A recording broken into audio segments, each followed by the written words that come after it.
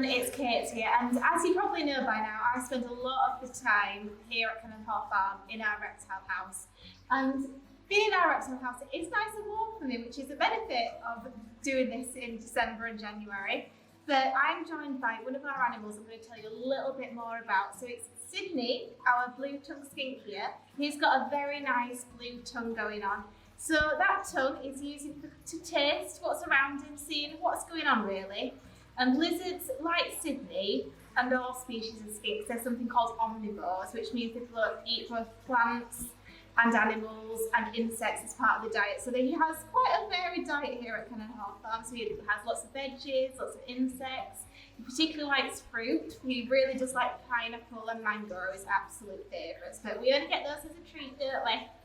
And a lot of people look at Sydney without the legs, so they might just see his face and think that's a snake. Now there is a few differences between a lizard like this and a snake, so even just looking by the head.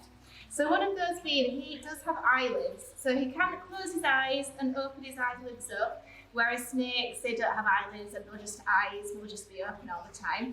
And Sydney has these holes at the side of the head, so that's his ears. Now it's not that snakes don't have ears, it's just they're covered up by all the scales so you won't see them. But that's how he sees and how he hears. And he doesn't have a long pointy tongue like a snake would, do you?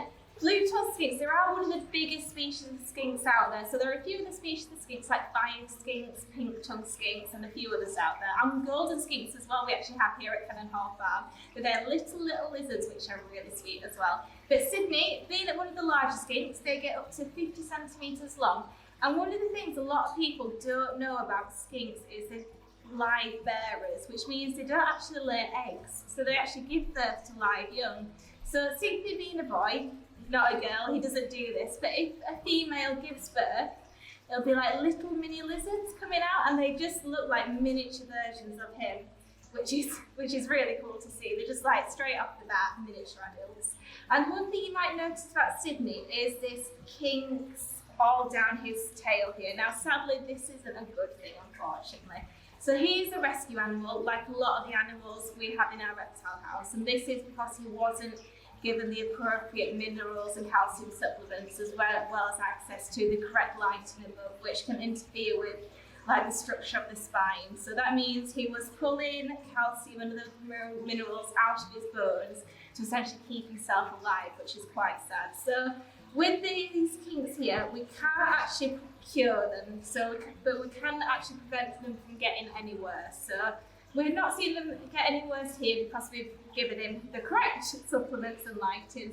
Sydney is just one of the animals that we keep in our reptile house. We've actually got over 30 species of animals, not just reptiles, but amphibians and invertebrates and fish as well. We keep all in this room. So I think if you've enjoyed this video, you'll have to let us know and maybe we should do another few videos telling you a little bit more about some of the residents we have in here. So if you've liked it, I hope you have, and we'll see you later.